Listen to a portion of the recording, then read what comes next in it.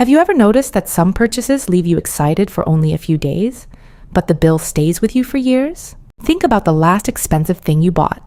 Maybe it was a new car, another streaming subscription, the latest smartphone, or a premium service that promised to make life easier. At the time, it felt like a smart decision. You convinced yourself it was worth it. But if someone asked today whether you'd happily buy it again at the current price, would your answer still be yes? That's the question millions of Americans are beginning to ask in 2026. Not because people suddenly became frugal, but because the rules of spending have quietly changed. Over the last few years, inflation pushed prices higher. Companies discovered new ways to charge recurring fees, and many products became more expensive without becoming much better. At the same time, technology created cheaper alternatives that simply didn't exist a few years ago. Yet most people are still spending as if nothing has changed. The result isn't just a smaller bank account. It's a hidden opportunity cost that most families never see. Every unnecessary dollar spent today is a dollar that can't reduce debt, grow through investing, or buy back your future freedom.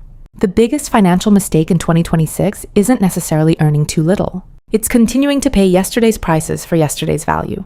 So in this documentary, we're going to explore 12 things that simply aren't worth your money anymore, not because they're bad, but because the balance between cost and value has shifted.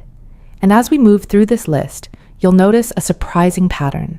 The items themselves aren't the real story. The real story is how companies have learned to reshape our spending habits, often without us even realizing it.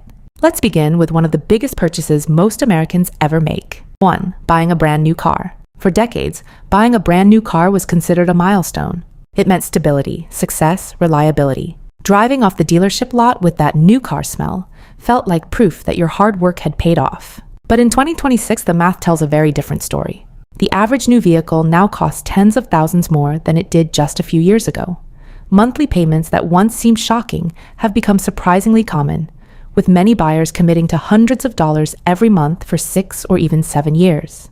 The question isn't whether new cars are good. Modern vehicles are safer, more fuel efficient, and packed with technology. The question is whether those improvements justify the financial sacrifice for the average household. Imagine 2 coworkers. Both earn the same salary. One finances a brand new SUV with a payment that's close to $900 a month. The other purchases the same model that's 3 years old, with low mileage and a clean maintenance history. From the outside, almost nobody can tell the difference. Inside, both vehicles have similar technology, safety features, and comfort.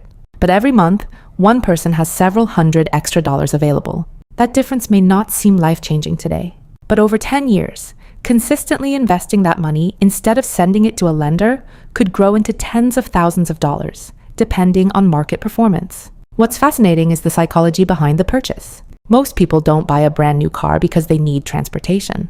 They buy certainty. They want the feeling of owning something untouched, something that represents success and eliminates the fear of unexpected repairs. Car companies understand this perfectly. Their advertisements rarely focus on engines or fuel economy anymore. Instead, they sell identity. They sell adventure, status, achievement. The vehicle becomes less about getting from one place to another and more about the person you believe you'll become behind the wheel. But here's the hidden cost. Cars are depreciating assets. The excitement fades long before the payments do. And the moment you begin seeing your vehicle primarily as transportation instead of a status symbol, your financial life starts to look very different. That shift in thinking leads directly to the next category, one that quietly drains money from millions of households every single month without creating nearly as much value as people believe.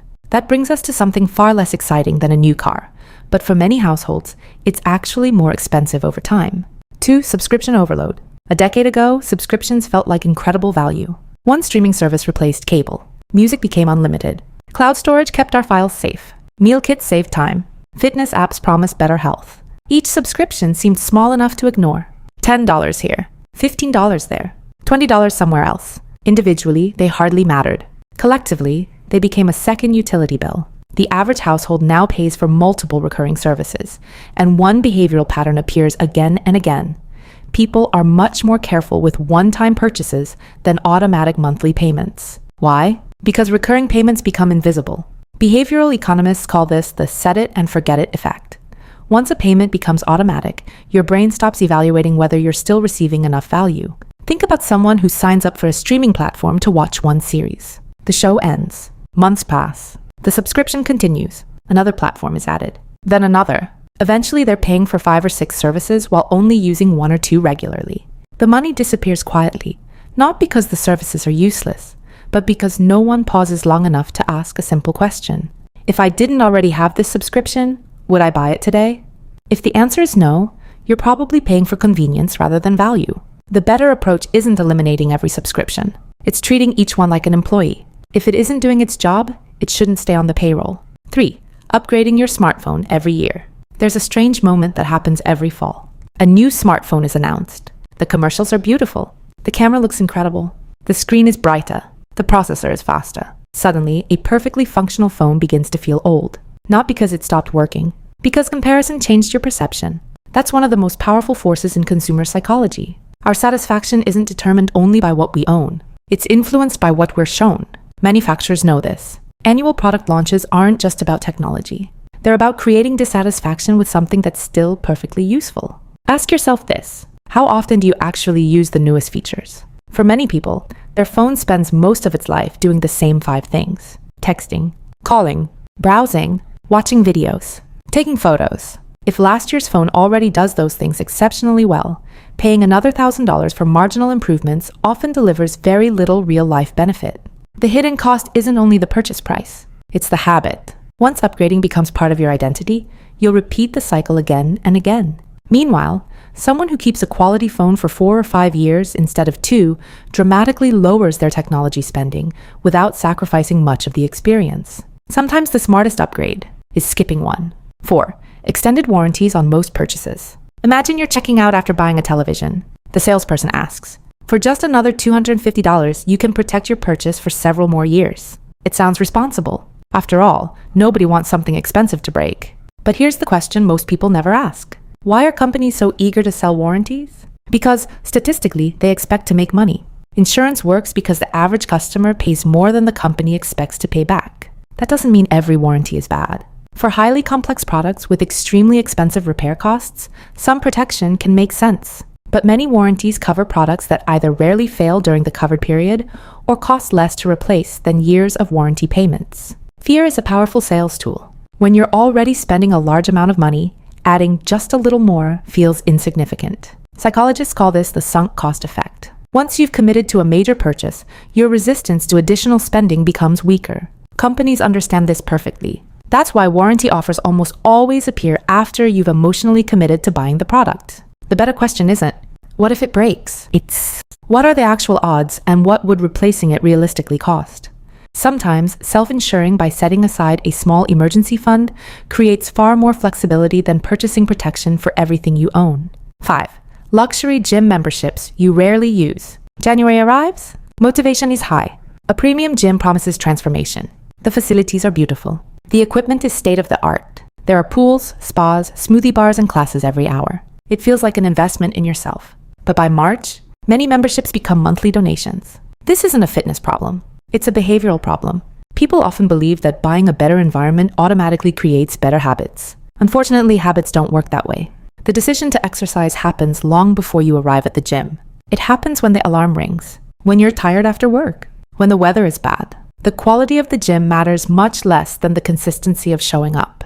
Research consistently finds that convenience is one of the strongest predictors of long-term exercise habits. A modest gym 5 minutes away often produces better results than a luxury facility 30 minutes across town. The expensive membership wasn't the mistake. Buying motivation instead of building discipline was. And that's a lesson that extends far beyond fitness. Many companies don't sell products. They sell the version of yourself you hope to become. The challenge is remembering that no purchase can replace daily behavior. If you've noticed a pattern so far, you're not imagining it. None of these purchases are bad. The problem is that their value has quietly changed while our habits haven't. And the final 7 examples make that even clearer. 6. Fast fashion. You'll wear only a few times. Walk through almost any clothing store, and you'll see signs advertising huge discounts. Buy 2, get 1 free. Limited time collections. New arrivals every week. It creates the feeling that if you don't buy it now, you'll miss out. But here's the irony. Many closets are already full of clothes people rarely wear. The issue isn't a lack of options. It's a lack of intentionality. Buying inexpensive clothing repeatedly often costs more over time than investing in fewer, higher quality pieces that last for years. The hidden expense isn't just the money. It's decision fatigue, clutter, and constantly replacing items that wear out quickly. Instead of asking, is this a good deal? Ask, will I still be wearing this a year from now? That one question can dramatically change your spending habits. 7. Bottled water as a daily habit. Buying a bottle of water once isn't a financial mistake. Buying one every single day for years is a different story. Imagine spending just $3 a day. It doesn't sound like much, but over a year, that's more than $1,000. Over 10 years, without considering investment growth, you've spent over $10,000 on something that often has a much cheaper alternative. A quality reusable bottle and a home water filter can cost less than a week's worth of daily bottled water purchases. This isn't really about water. It's about recognizing how tiny habits quietly become major expenses. Small decisions repeated thousands of times shape financial outcomes far more than occasional large purchases. 8. Premium cable packages. There was a time when cable television was the only practical way to watch live sports, movies, and entertainment. Today, the landscape has changed. Streaming services, digital rentals, and free ad-supported platforms give consumers more flexibility than ever before. Yet many households continue paying for expensive cable packages simply because they've always had them. Behavioral scientists call this status quo bias. People naturally stick with existing decisions, even when better alternatives exist. Sometimes the smartest financial move isn't finding something new. It's questioning something old. 9. Trendy kitchen gadgets. Air fryers, specialty coffee machines, automatic food makers, multifunction appliances. Many of them are genuinely useful. The problem begins when they're purchased because of excitement rather than necessity. Think about how many kitchen gadgets end up sitting in cabinets after a few weeks. Companies don't just sell convenience. They sell the fantasy of becoming someone who cooks every day, hosts dinner parties, or prepares gourmet meals every weekend. Sometimes that fantasy becomes reality. Often it doesn't. Before buying any specialized appliance, ask yourself, will this replace something I already use, or will it simply take up space? 10. Expensive phone and electronics insurance. Just like extended warranties, premium protection plans often sound reassuring. For some people, especially those with a history of damaging devices, they may be worthwhile. But many consumers pay monthly insurance for years without ever filing a claim. In many cases, the total premiums eventually exceed the cost of a repair or even a replacement device. That's why it's important to evaluate your own behavior rather than automatically accepting every protection plan offered. The goal isn't eliminating risk. It's paying for protection only when the numbers make sense. Then, constant home décor trends. Social media has transformed home decorating into a never-ending cycle. Every season introduces a new color palette, a new furniture style, a new must-have aesthetic. The result? Perfectly good furniture gets replaced. Not because it's broken, but because it's no longer fashionable. Your home should reflect your life, not an algorithm. Choosing timeless, durable pieces instead of chasing every trend often saves thousands of dollars over the years, while creating a home that still feels personal. 12. Buying things to impress people. This may be the most expensive purchase of all, not because it's a single product, but because it's a mindset. Luxury watches, designer labels, vehicles beyond your budget, the newest gadgets. For many people, these purchases aren't really about ownership. They're about recognition, about proving success, about keeping up with coworkers, neighbors, or strangers online. But here's the uncomfortable truth. Most people are thinking about themselves, not about what you're wearing or driving. The attention we imagine receiving is usually much smaller than the financial sacrifices we make to earn it. Real wealth often looks surprisingly ordinary. Many financially secure people don't spend money trying to appear wealthy. They spend money creating options. Options to retire earlier. Options to work less. Options to help family members. Options to handle emergencies without panic. That's what money is ultimately supposed to buy. Freedom. Let's return to the question we started with. What makes something worth your money? It's not the brand. It's not the price. And it's certainly not how impressive it looks to other people. Value is created when a purchase genuinely improves your life more than the opportunities it takes away. That's the hidden pattern connecting everything we've discussed. A brand new car isn't automatically bad. Subscriptions aren't automatically wasteful. Luxury items aren't automatically foolish. The real danger comes when spending becomes automatic instead of intentional, because every dollar has two possible futures. It can disappear into something that quickly loses its value, or it can become a building block for a stronger financial future. The people who quietly build wealth aren't perfect. They simply ask one question more often than everyone else. Is this purchase still worth it today? In 2026, that question may be one of the most valuable financial habits you can develop. Because financial freedom isn't built by never spending money. It's built by making sure every dollar serves a purpose that still matters tomorrow.